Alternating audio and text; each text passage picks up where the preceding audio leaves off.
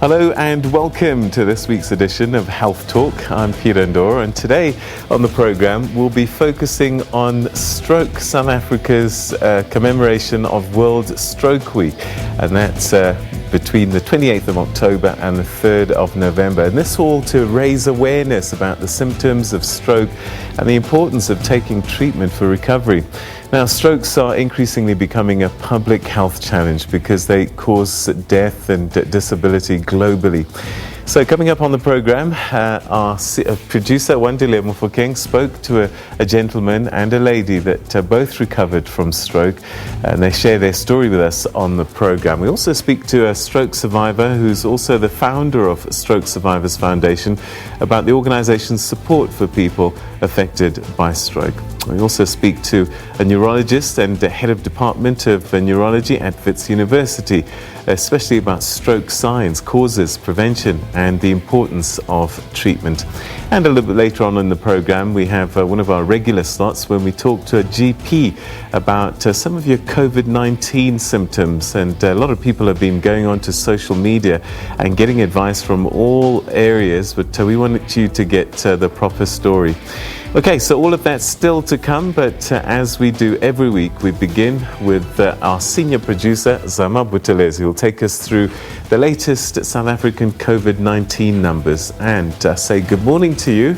And I just wonder, have we stabilized, or what's happening with the numbers in South Africa? Peter, the numbers are on the increase. A very good morning to you. Good to see you. A very good morning to you and our viewers. COVID numbers are on the increase. Some countries are seeing the second wave of this pandemic. Globally, more than 47 million people have been infected. More than 31 million people have recovered. But sadly, more than 1.2 million people succumbed to the virus. South Africa is now the 13th worst affected country globally in terms of the coronavirus cases. In the African continent, South Africa is still leading with infections, having passed the 700,000 mark. Europe has been fighting the second wave of the deadly virus, and some countries there have reintroduced lockdown restrictions to curb the spread of the virus. This week, the world woke up to a series of tweets from Dr. Tedros Ghebreyesus, the Director General of the World Health Organization, where he was saying that he's in self-quarantine after someone he was in contact with tested positive for COVID-19, adding that he was symptom-free and feeling well. Dr. Tedros advised the world that it is critically important that we all comply with health guidance, and that this is how we will break the chains of COVID-19 transmission, suppress the virus, and protect health systems. We're wishing Dr. Tedros well. Let's take a look at the national COVID-19 statistics. More than 4.9 million tests have been processed in South Africa to date. More than 730,000 people have tested positive. More than 670,000 people have recovered. More than 19,500 people have since passed on from the virus. Looking at the infections in the provinces, the numbers of new infections are on the increase, and 4 of the 9 provinces still reporting the highest numbers of infections, and these are provinces with big metros. Gauteng is still the epicenter of the pandemic. This province saw a 6% increase on the first week of the move to level 1 of the lockdown regulations.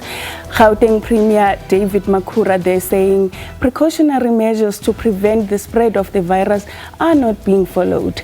Nelson Mandela Bay Metro also seeing an increase in infections, having surpassed the 2,000 mark in active cases on Sunday, the 1st of November. Claims of mass non-compliance with lockdown regulations in the city emerging there also. Let's take a look at these numbers. More than 229,000 people have tested positive in Gauteng. More than 123,000 people have tested positive in KwaZulu-Natal. More than 118,000 people have tested positive in the Western Cape. more than 99,000 people have tested positive in the Eastern Cape. While it looks like the following provinces are recording the lowest numbers compared to the provinces with the big metros, the rate of infection is really picking up. Most of these provinces having passed the 20,000 mark. Let's take a look at where they are. More than 57,000 people have tested positive in the Free State. More than 33,000 people have tested positive in the Northwest. More than 30,000 people have tested positive in Mpumalanga. More than 22,000 people have tested positive in the Northern Cape. More than 17,000 people have tested positive in Limpopo. While it's all good that the country is now on level 1 of the lockdown regulations and more sectors of the economy are now opened, it doesn't mean that the virus is gone. In fact, the increase in numbers of infections are a warning that we need now more than ever to take extra care to prevent the second wave of the infections happening in other countries. Let's continue to regularly wash our hands with soap and water, sanitize using sanitizers containing 70% alcohol content. We must all continue to wear a cloth mask that covers both our nose and mouth every time when we leave our homes. We must continue to practice social distancing and ensure proper ventilation indoors, especially as more people are now back at work. If you believe there is a chance you may be infected with the virus, call ahead to seek medical help from your healthcare provider or use the public hotline 0800 029 999 and alert them to your symptoms. Stay safe. Thank you so much, and back to you, Peter. Thanks so much indeed, Azama. Like we say every week, you know, this fight isn't over and it won't be over for some time, so we just got to do the right things. Definitely, it's not over. Young people must take extra care. They are partying like it's coming out of fashion. Yeah, absolutely right. Okay, Zama, thanks so much indeed. All right, so those are the numbers, but don't forget that whilst those numbers, we're reporting on them all the time, they can change, and sometimes quite significantly, and this is something that we've been seeing throughout the 8 months of this pandemic, so please be warned about that. Don't forget, you can also be part of the program if you'd like to perhaps ask a question of our guests and some of the people that contribute. You simply have to you can share your views that we're discussing. The number to call is Johannesburg 011 714 5861, Johannesburg 011 714 5861 or 5877. We look forward to hearing from you. Okay, so let's consider our question of the week. We've told you that we're looking at strokes today. And the question is, if you've had a stroke, you are at risk of having another stroke in the future. But remember, you can do a lot to stop it from happening again. And you can reduce the risk of having another stroke or TIA if you make some changes to your lifestyle and take medicines that your doctors prescribe. So our question to you this morning is, what lifestyle changes are you doing to make sure that you prevent having a stroke? You can send us your voice notes, some video messages to our WhatsApp number, and that's 065 862 4548, 065 862 4548. Try and keep your messages under 30 seconds long. You can also share your thoughts with us on social media, and you can use Twitter for that, at SABC Health Talk or hashtag SABC Health Talk. And you can also find us on Facebook with the same name, SABC Health Talk. Health Talk continues right after this. Stay with us.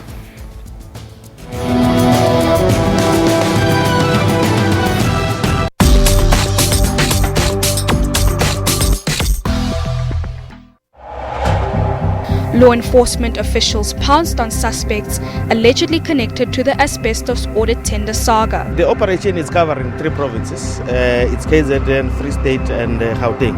The SIU got a proclamation to investigate this asbestos issue.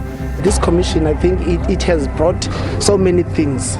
People now are aware of what's going on in this place. He was in charge of the department. You wanted to know how these contractors got appointed. Why didn't you ask him? They must continue to grill these people. Economics Unbound is not primarily a collection of facts to be memorized. Instead, economics is better thought of as a collection of questions to be answered or puzzles to be worked out.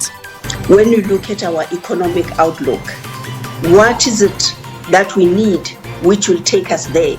And I don't see any other career except education. Every major problem facing the world today, from global warming to world poverty, as well as the COVID-19 pandemic, has an economic dimension. The principles are very clear. You want to create an economy that delivers more jobs, that has greater equality, that is greener. A basic understanding with the concept makes you a well-rounded thinker. If you haven't been bitten by the economics bug, there are other reasons why you should watch Economics Unbound every Thursday at 9 p.m.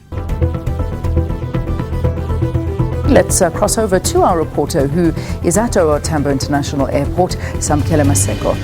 This particular statue, which my colleague Stelo Hlanula is just going to show you, which the President Cyril Ramaphosa alongside the Mayor of Ekurhuleni. How much maneuverability is there actually for Tito Mboweni this afternoon? Thanks very much, Sakina. Maneuverability is close to zero. Griselda Lewis tweeted earlier on that the media was now allowed inside court. Basically, the presiding magistrate Havenga had asked them to get into the dock, which is just right here. Let's cross to Sherwin now live in New York for us. Just give us the state of play and how this will inform the coming days as well. Well, I guess the question is, Francis, why are we seeing these levels of enthusiasm, right? We correctly point out there.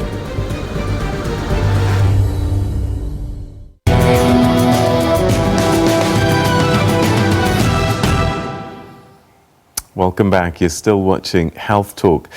So recovery from a stroke and adapting to a new way of life is a gradual and demanding process. Fitness coach Berin Nkosi and former executive support manager from Siriti Institute, Kele Mutswane, are living proof that you can recover from a stroke, even though it can change your life that you once knew. Let's take a listen.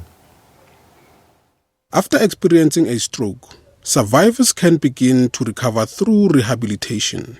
However, recovery from stroke is a process that survivors need to continue throughout their lives. As with fitness coach Berin Nkosi, he was leading a healthy lifestyle until he suffered a stroke and his life changed drastically. As a retired sportsman, I had to readjust my life. I had to adapt to new ways of coaching, new ways of understanding information, because stroke is not only physical, it is also part mental. It affects the way you think, the way you look at things. It affects what you used to know. Berry comes from a family with a history of high blood pressure, which was a contributing factor for stroke. As a rugby coach, I continued with the training when I stopped playing rugby. So I was much bigger than I am now. So I was taking a lot of bodybuilding supplement, which had a lot of sodium, which the blood pressure fed on, because sodium is much worse than salt. So that was one of the biggest contributing factors. And the bigger I got, the higher my blood pressure. My BMI went up, body mass index, and my blood pressure went up. Another person that was affected badly by stroke is Kele Mutswane from Soweto. Talk to us about how did getting stroke affected your day-to-day living. I was the kind of person who used to do everything by myself. I was able to clean my house, cook, bake, do my garden, and still work. But now I have been medically boarded since 2014. Recovering from a stroke is a tedious process that requires patience. But for Kele, her recovery came with her hand being impaired. I've had a number of interventions. I've had Botox on the hand, done on the hand. I've done acupuncture. I've seen physiotherapists. I've been to a biokinetist.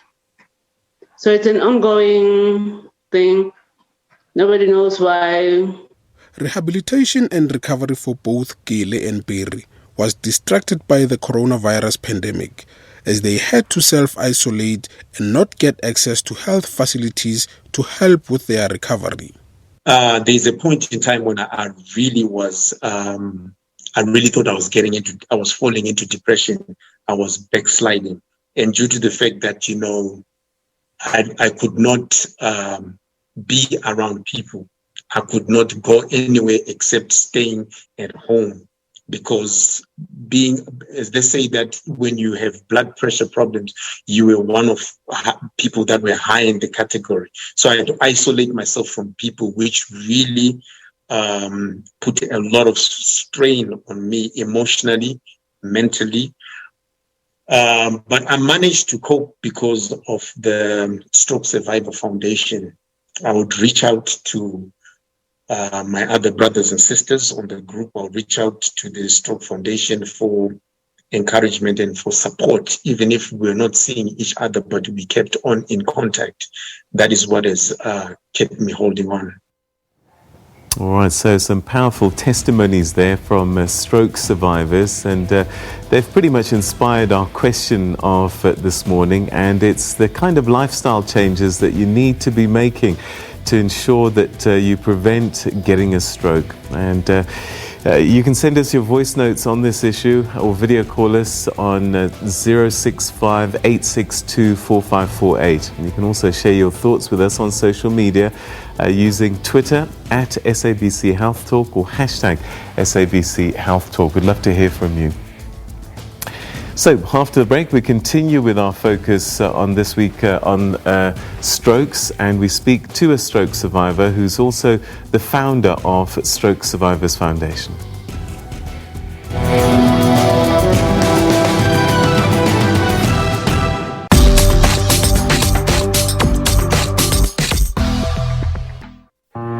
This pandemic affects people of all colors, ages, genders, religions, and creeds. But we're South Africans. The odds have been stacked against us before, and we won. This time will be no different. We need a vaccine to manage COVID-19. We need you to volunteer. Help make a difference. Help end the uncertainty. Volunteer now. Visit preventcovid.org.za. Here in Africa, there are people who are using robots in the healthcare sector.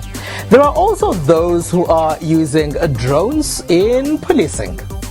And innovators are forever coming up with different tech tools to help in education.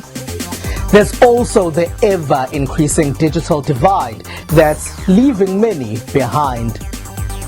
Join me, Siphumelele Zondi, for your technology and social media conversation on Network every Sunday at 8:30 p.m. On November 11th, over 440 candidates from 40 political parties will contest the by-elections in 95 wards, 9 provinces across 461 districts, affecting over 600,000 voters. For live coverage and updates, watch your most trusted source of news. SABC News, independent, impartial.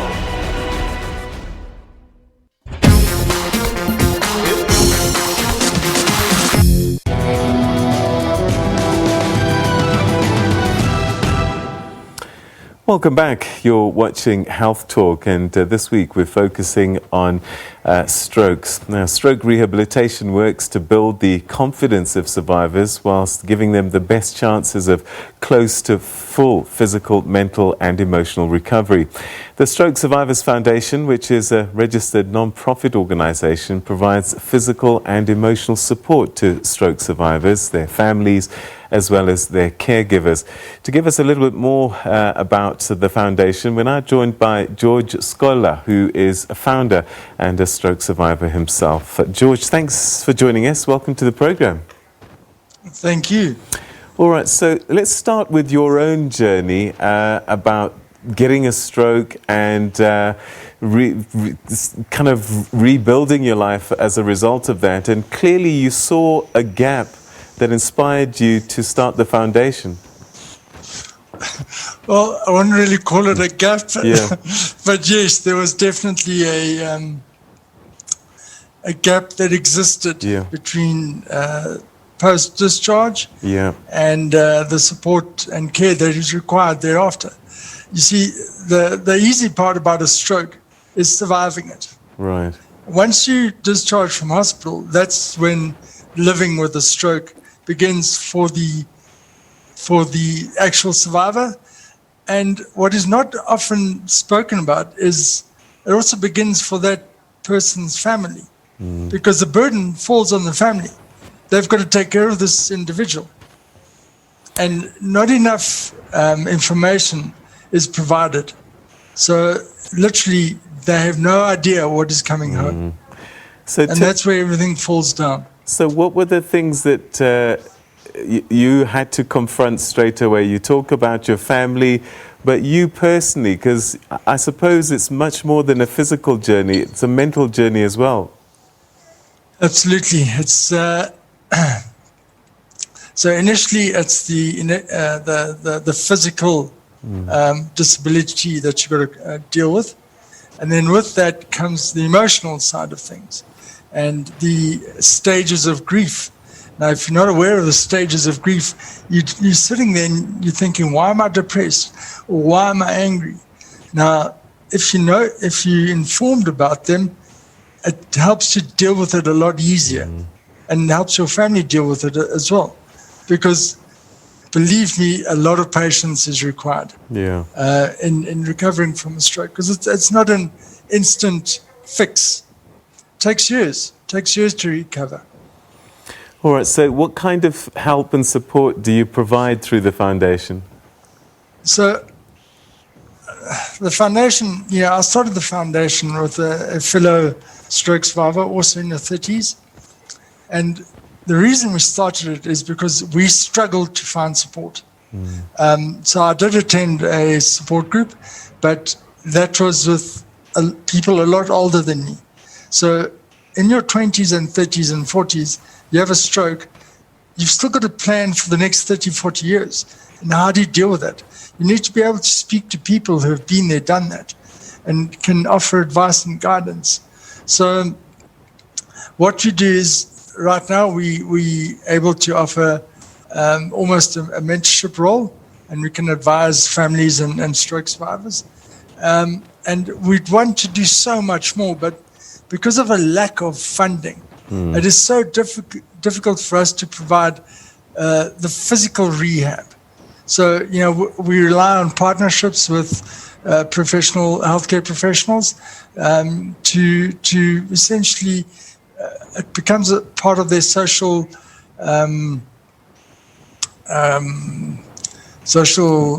Now I've forgotten the word. Oh, no, that's you see, okay. that's one of the things about a stroke. The social development.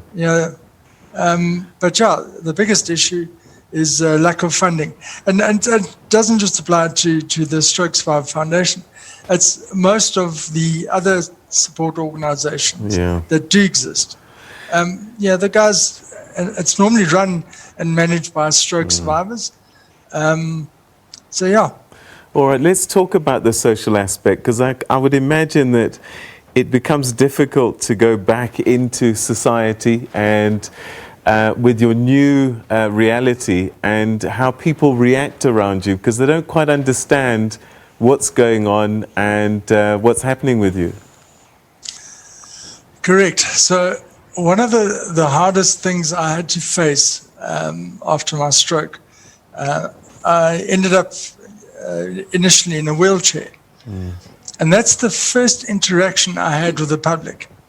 And I realized that the public have an issue with disability. They don't know how to deal with it. So either they choose to ignore it and they don't want to know about it. Others feel pity of disabled people. Once you've dealt with the issues of the society's perspective on disability, only then will you start seeing a different mindset towards them.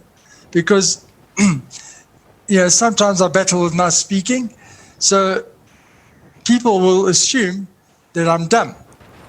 And that's not the case. So I may have a hidden disability, doesn't mean I'm dumb. doesn't mean I can't think. So yeah, I think the big picture here is the way that the public deal with disability, and we can see it even with the presidency, that disability is not really high on their agenda. All right, and then perhaps as a final word, what would you like people to most know about strokes and dealing with them? Patience. Patience is key, and that's for the survivor and the families, because you need support to pull you through the journey that you're about to embark on. And it really is a difficult one. And if your mindset is not in the right place, if you have a negative mindset, your chances of recovery are that much greater. All right. So patience and positive mindset are key. George, thanks so much indeed for sharing your thoughts with us, and we wish you the best with your foundation, and hope that it grows from strength to strength. Thanks so much. Thank you. All right, that's George Scola, who's himself a stroke survivor, has started a foundation, but one of the challenges they're facing is funding, because this work is really, really important, and one gets the sense that this stroke isn't just about the person, but the family around them as well, needing the help and support. After the break, we speak to a neurologist and head of Department of Neurology at Wits University here in Johannesburg. Stay with us for that.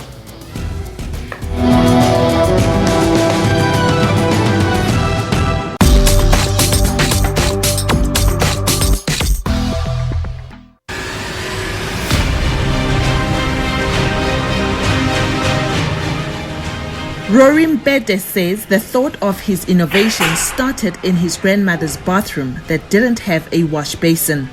This sparked a smart idea in him. So every time we needed to use the bathroom, we had to use the toilet and go outside, wash our hands, then you can continue with your day. One thing that I knew, I was chilling with my friend, and I realized that actually, the toilet flushes with fresh water. So why don't we wash our hands inside the toilet? And that's how we started to wash our hands throughout the whole day. And as we were washing our hands, I realized that, okay, fine.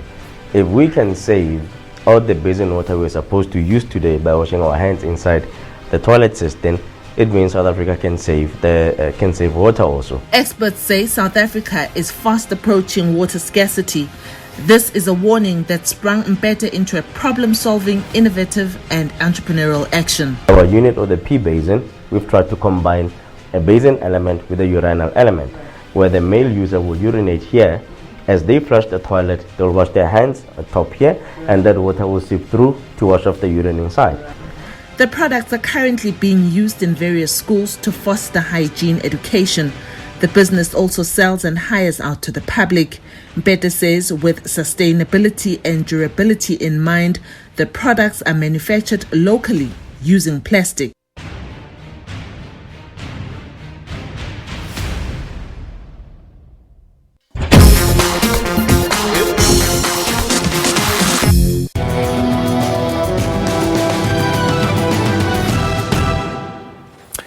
Welcome back. You're watching Health Talk. Now, every day in South Africa, nearly 240 people will suffer a stroke, and 70% of those will die. Some survivors will recover fully, whilst many will be left with some lasting disabilities. And that's according to the Heart and Stroke Foundation of South Africa. To help us understand what a stroke is and what causes it and how it can be treated and prevented, we're now joined by the head of neurology at Wits University, Professor Girish Modi. Thanks so much for joining us, Prof. Welcome to the program.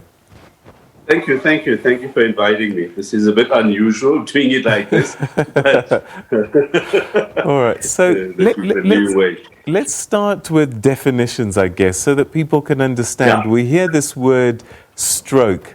What is it? What actually happens? So I'm going to give you the sort of medical definition and then explain it. So the most important point about a stroke is that it's the sudden onset, very crucial, sudden onset, or what we call a focal event in your body. or what we say focal neurological event. So what that means is that there's a sudden onset of weakness on one side of your body, loss of feeling on one side of your body, or loss of vision, loss of speech, loss of balance, something, but focally on one side of the body, generally. And it has to occur quite suddenly. It's acute. And what we know is that strokes are caused by two processes. One, when the blood flow to the brain or part of the brain is reduced. And two, if there's a hemorrhage in the brain, where a blood vessel bursts. When that happens, these are the two major mechanisms, right? Then you have what we call a stroke. All right. So which one's the most common? One hears of blood clots and things like that? Yeah. So blood clot is a misnomer. We must clarify that. Yeah. So when we talk of decreased blood flow, we talk of what we describe clinically as ischemia. That's decreased blood flow. That's the commonest. 70% of strokes are caused by ischemia. Blood flow to the brain can be reduced by various things. One, if your blood is too thick, so the constituents of the blood are important. Two, if you take the blood vessel and there are like fatty deposits on it, causing occlusion or preventing the blood from flowing smoothly. Three, if there's an inflammation in the blood wall.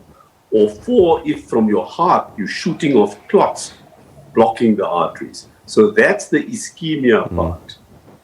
And that's the commonest. And if you look at that group, in that group, your main problem are the risk factors, which are hypertension, diabetes, high cholesterol. Those are the big three. And all three of those are completely what we call reversible and treatable.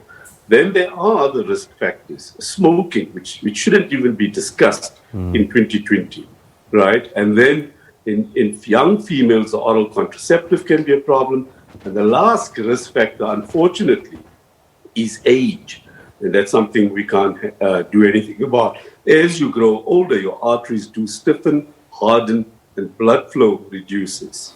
All right, so... Hemorrhage on the other... Sorry. Hemorrhage, on the other hand, is because of this constant pulse pressure in the arteries, causing little pockets of weakness in the tiny distal arteries, and eventually they burst. And it's usually in the context of hypertension, but there are several other mechanisms. And then you get this big blood, as you call it, blood clot. That's actually a hemorrhage. Okay. When we talk of the ischemia part, we talk of the thrombosis that we've heard commonly, and what we would then call death of that brain tissue or infarction. That's the medical term.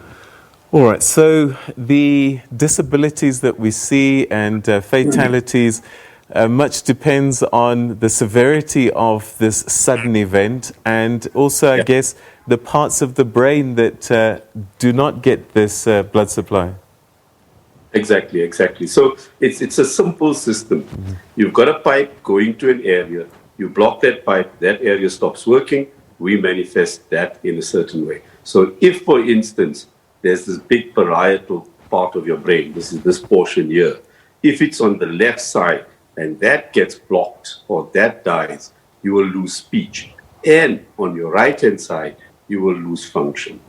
So it's a one-on-one. If you get a clot hitting your hindbrain, you will lose balance. If you get a clot hitting the retinal artery and blocking that, you will lose vision. If your occipital cortex, which is the vision center at the back of your brain, if the stroke hits you there, you will have half your vision gone. So it's very clear. So the clinician, the neurologist, very quickly knows that you've had a stroke. So the clinical diagnosis is easy. It's quite simple, which is why we get concerned that people don't respond. And there's this BFAST program trying to bring awareness of stroke. It's been a battle. Awareness for heart attack is quite easy. You've got chest pain, you run to your doctor. You're losing vision, you're losing speech, you're losing function on one side of the body. And what do people say? Let's wait and see what happens. And then it's too late. And now the treatments we have demand urgent and quick action. All right, so if you start to see some of these symptoms, can that be the difference between literally life and death? if you can get medical attention immediately. Absolutely. Literally the difference. It sounds dramatic, but it's true. So supposing I'm sitting here and I get a numb feeling on the right side of my body, and I see I can't move it.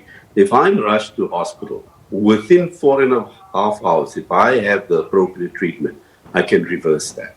On the other hand, if I don't, I'm going to be left with that paralysis for the rest of my life. That's the disability. And there's nothing, absolutely nothing worse than that kind of disability. Or if it's a hemorrhage, I may die.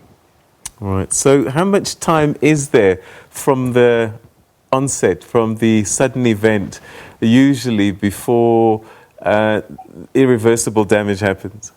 Oh, okay, so let's take that process. So supposing you're sitting in your office and you start feeling strange, now you're not sure.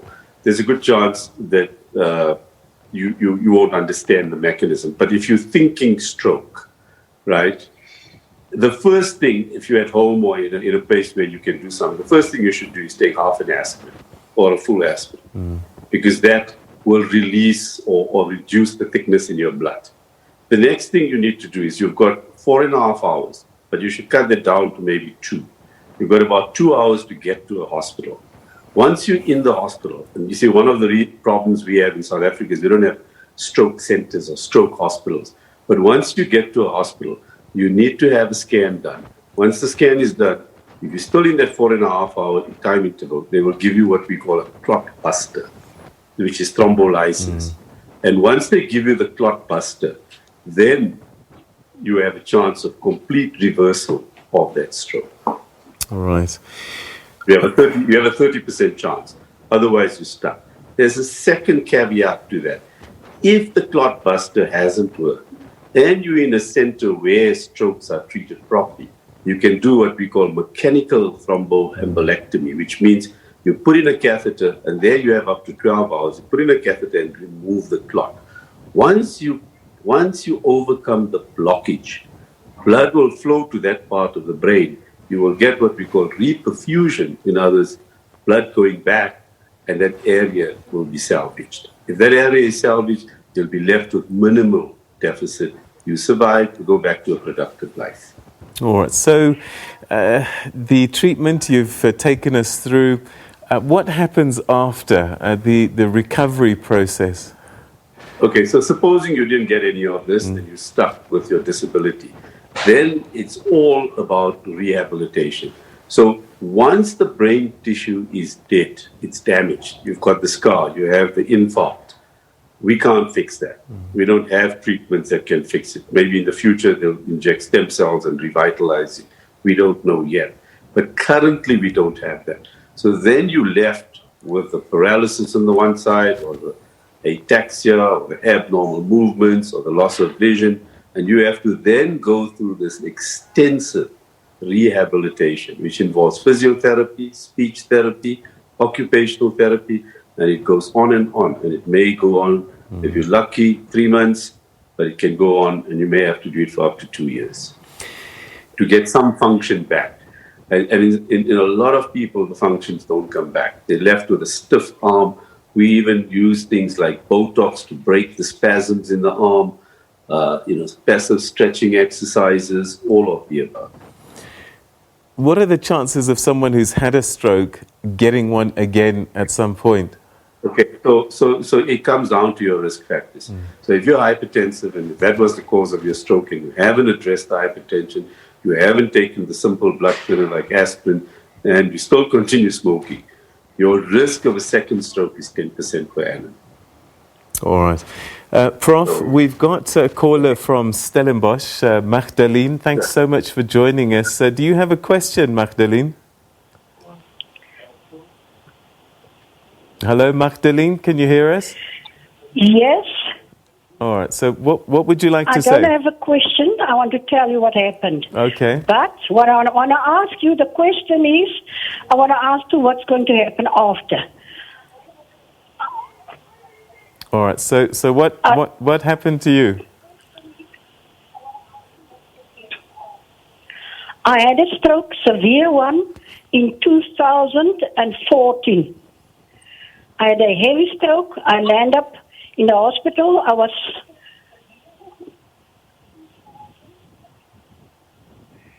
on the way. The doctor said that I will die any time. So they rushed me to the Paarl Hospital, and they find out that there's blood on my brain.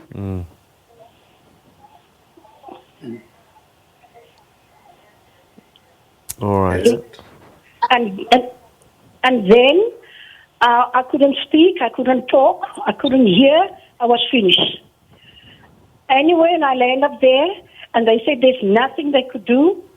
There where the stroke is behind my ear, there's a knot, and there is a lot of blood there, and it's swollen. And the thing is this, they called the Stellenbosch Hospital, and they said there's nothing they can do. So I was in hospice for a month and a week, without speak, without talk, without see, and they give me up. And I was just lying there, sighing to the Lord and say, Lord, if it's my time, please take me. And then, please, Lord, if not, heal me, that I mustn't be a burden for my children. And I tell you today, after the month and a week, my child fetched me, and I'm here today. She said, Mommy, no going back to hospital. Wow. She gave up 3 weeks of unpaid leave, and she looked after me. She massaged, the therapists come. Slowly, I was start moving. And for 3 months, I could not talk. Wow. Magdalene, it sounds like it's been quite a But story. I can tell you, it's trust and obey and believe. Prayers and lots of prayers healed me. That healed me. And today, I just come from my garden and water the whole garden, and I'm still planting. All right. Exercise more. Magdalene, thanks so much indeed for that powerful testimony. And I guess these journeys of recovery are quite long, and each case is very individual, depending on what happened, what the effects were. Yeah. Every case is individual. Hemorrhages, the mortality or the death rate is higher. Recovery is better than in what we call the thrombotic or ischemic strokes. But it all depends which part, like you said, which artery is affected, which part of the brain is affected. So you could have a tiny stroke in a very critical area, and the deficit or the impact on you can be devastating. You can have a large stroke in an area of the brain that doesn't have a lot of motor or sensory function, and you'll have very mild deficit. So you're quite correct. Each case is individual. But you see, the point that I was to raise is that you must know your risk factors, number one. And you have to act fast, because you do not know whether you're going to have the lucky outcome or the bad outcome. All right. So I've heard this term mini strokes quite a bit as well. What are those?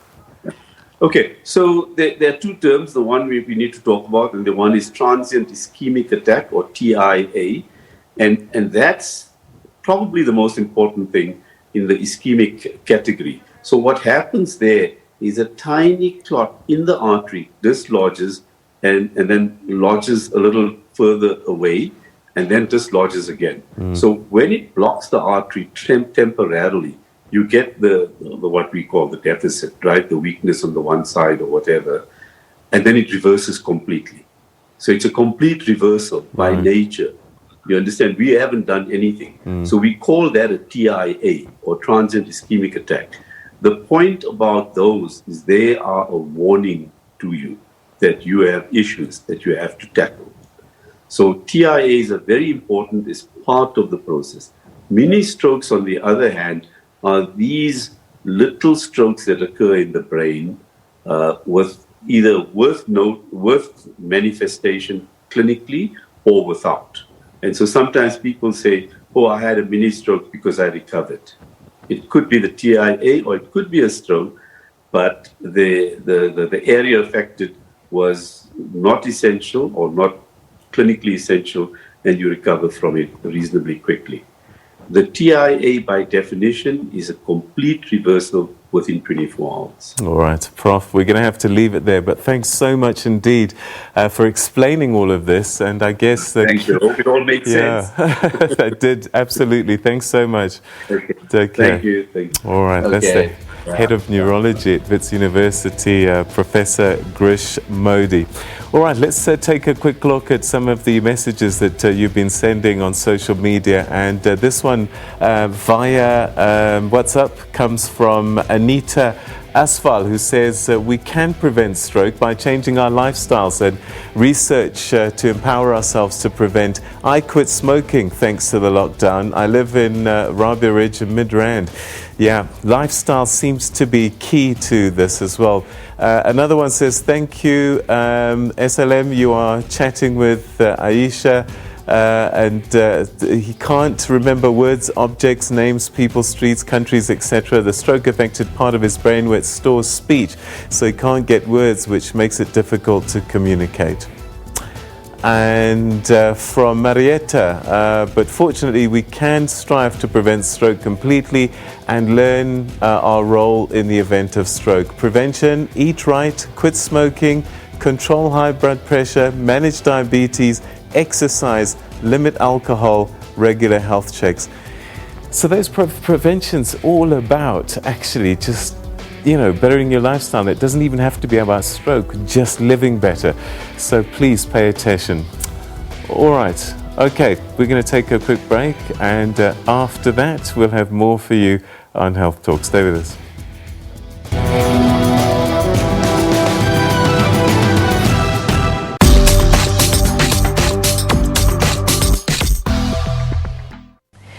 Here in Africa, there are people who are using robots in the healthcare sector.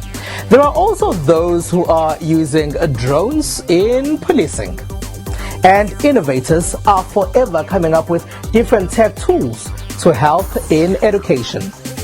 There's also the ever-increasing digital divide that's leaving many behind. Join me, Spumelele Zondi, for your technology and social media conversation on Network every Sunday at 8:30 p.m. On November 11th, over 440 candidates from 40 political parties will contest the by-elections in 95 wards. 9 provinces across 461 districts, affecting over 600,000 voters. For live coverage and updates, watch your most trusted source of news. SABC News, independent, impartial. Economics Unbound is not primarily a collection of facts to be memorized. Instead, economics is better thought of as a collection of questions to be answered or puzzles to be worked out. When you look at our economic outlook, what is it that we need which will take us there? And I don't see any other career except education. Every major problem facing the world today, from global warming to world poverty, as well as the COVID-19 pandemic, has an economic dimension. The principles are very clear. You want to create an economy that delivers more jobs, that has greater equality, that is greener. A basic understanding with the concept makes you a well-rounded thinker. If you haven't been bitten by the economics bug, there are other reasons why you should watch Economics Unbound every Thursday at 9 p.m.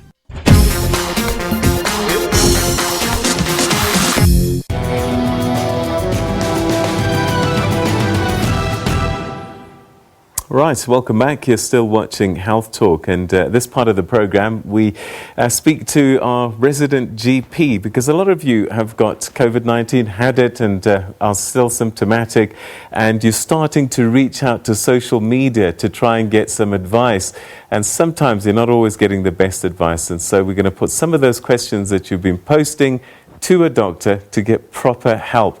Let's say good morning to Dr. Marlin McKay. Thanks so much for joining us as always. You're looking great. Thank you. Good morning, Peter. Thanks for having me again. Fantastic. All right, let's go straight to the questions. Cassandra Gonzalez says, have any long haulers experienced kidney pain? I'm 4 months out and recently it started getting worse. I had a kidney infection when I was positive. My doctor checked my kidney function and also said that everything looks fine. I'm just looking for some additional info and suggestions. So generally with kidneys, unless there's an active infection, your kidneys won't really pain. So if the doctor is happy with the kidney functioning and there's no active infection, that pain is most likely either lower back pain, muscular type pain, your facet joint, inflammatory pain. So so just be reassured. If kidneys are working, you don't have to be too alarmed about pain and associate that pain with the kidneys. It's most likely just soft tissue or muscular. All right, okay. Our next one says, I completed my isolation period. All symptoms have gone. Now I'm feeling paranoid to leave the house again. Is this normal? Yes, it's normal and it's common. You are scared of probably passing the infection on. You may be scared of going through this whole thing again. But the good news is right now, immediately after an infection, you're probably the safest person to be around because you've had the infection, you are no longer infectious, and you probably have some degree of immunity against getting that infection again, and for a few weeks at least. So feel free to be safe. I would still say practice all precautions. Wear your mask, watch your distance, wash your hands, etc. But it's safe for you to get out and get back to normal. All right. So Jennifer Erhard says, have any of you had shingles outbreaks post-COVID? Is that something that happens? Yes, it can happen. Now, you can get shingles at any time, at any stage in your life, especially if you've been through a difficult time, if your resistance has been low, if you have been through a stressful time. And coming through an infection like COVID-19 can definitely trigger something in your immune system which can bring on or reactivate this infection called shingles or zoster. So yes, it is fairly common after COVID. All right. Another one says, for those who suffer with muscle weakness, what are your doctors saying? Is muscle weakness a COVID a symptom? Yes. So you can. There's two issues with that, Peter. You can feel very tired and weak during COVID, but I'm more concerned about those who still have this muscle weakness or fatigue after COVID. And it's extremely important that people who are battling with this, that they do not exert themselves. Everyone wants to rush back to exercise and keep fit and keep the weight down. It is absolutely important that you wait it out. Do not do any form of exertion, either during your COVID illness or after COVID illness, if you're feeling exhausted and if your muscles feel sore or weak. All right, Kathleen Arendt says, anyone else having excessive thirst with a post-COVID? I can't get enough to drink or stop going to the bathroom because of it. Kathleen, I would be extremely concerned about type 2 diabetes. I've had a few patients who developed it during COVID. It was there just before and even after. So if you have that excessive thirst and what we call polyuria or excessive urination, please get to a facility where your sugar levels can be checked. I'd be concerned about diabetes. Heather Van Dyke says, has anyone experienced high blood pressure after having COVID? I was always low or very normal range. Now it's extremely high. Yes, I have. In fact, have had quite a few patients who have had normal blood pressure prior to COVID and now it's high.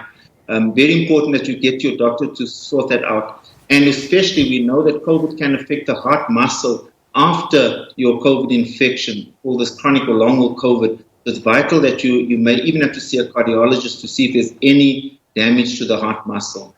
All right. And final question, has anybody had unusual stomach fluid and bloating?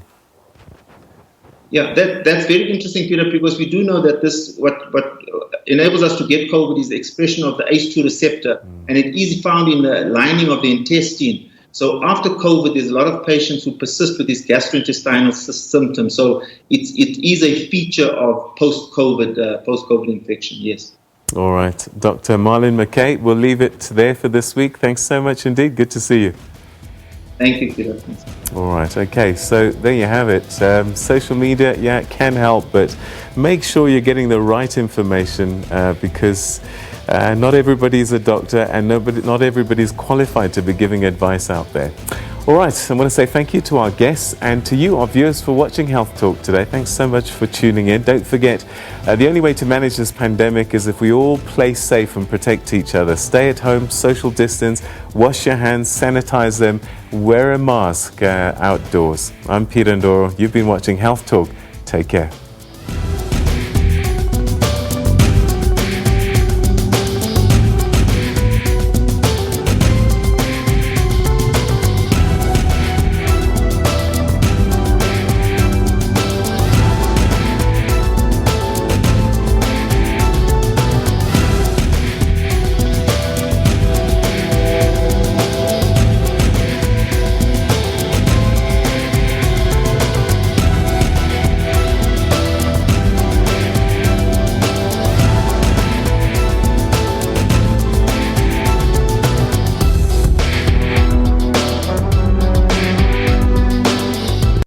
Economics Unbound is not primarily a collection of facts to be memorized. Instead, economics is better thought of as a collection of questions to be answered or puzzles to be worked out.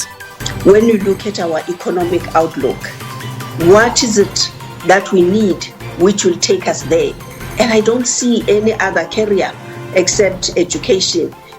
Every major problem facing the world today, from global warming to world poverty, as well as the COVID-19 pandemic, has an economic dimension. The principles are very clear. You want to create an economy that delivers more jobs, that has greater equality, that is greener. A basic understanding with the concept makes you a well-rounded thinker. If you haven't been bitten by the economics bug, there are other reasons why you should watch Economics Unbound every Thursday at 9 p.m.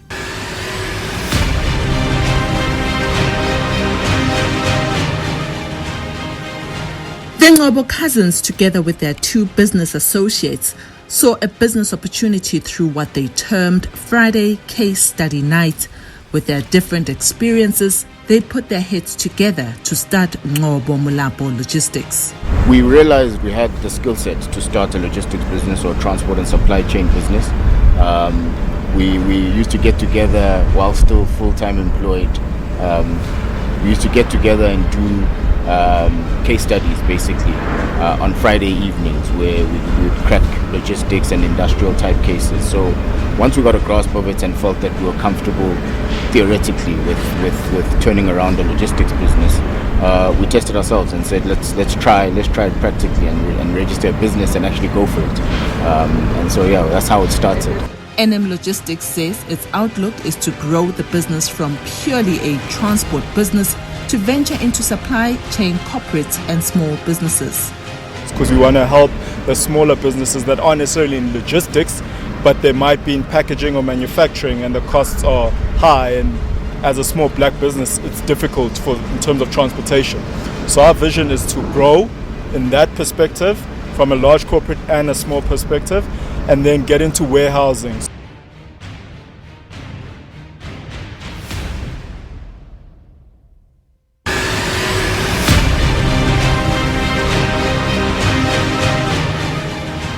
Rory Mbede says the thought of his innovation started in his grandmother's bathroom that didn't have a wash basin.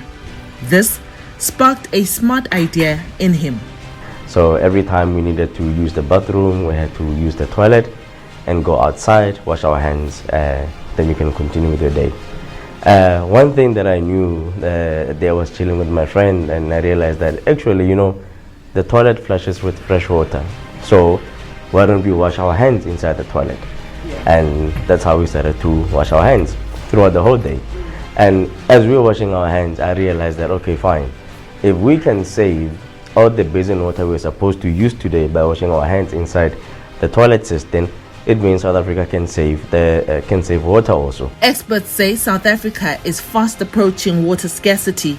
This is a warning that sprung Mbete into a problem-solving, innovative and entrepreneurial action. Our unit, or the P Basin, we've tried to combine a basin element with a urinal element, where the male user will urinate here. As they flush the toilet, they'll wash their hands atop here, and that water will seep through to wash off the urine inside. The products are currently being used in various schools to foster hygiene education.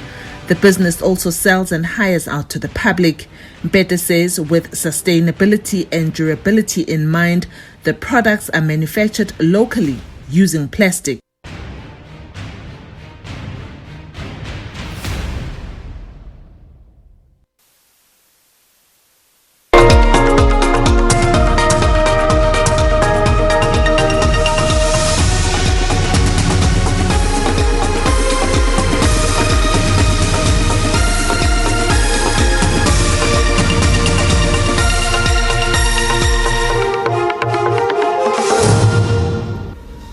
It's 10 o'clock. These are your top stories. Former ANC KwaZulu-Natal Deputy Provincial Secretary Mluleki Ndobe dies.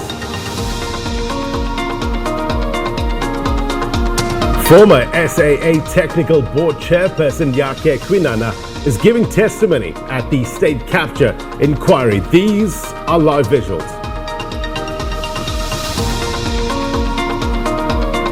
That made us to decide to appoint AAR. And as I have said again, management, the reason why they come to the board they recommend, we just do not rubber stamp. We put our... We'll take you there live shortly. Also, big international story. Democratic Joe Biden predicts victory as his lead grows over President Donald Trump in a nail-biting U.S. elections. Very good morning to you, South Africa, and those watching around the world. My name is Blaine Herman, and this is The Agenda. It's Saturday, the 7th of November, 2020. Our sign language interpreter this morning is Triforsa Ntwelengwe. Thank you very much indeed for joining. As always, my brothers and sisters, we have one eye on the race for the White House this morning. To say the race is heating up is an understatement, isn't it? Joe Biden and Kamala Harris edging ever so close to 1600 Pennsylvania Avenue. President Donald Trump continues to talk about allegations of fraud, allegations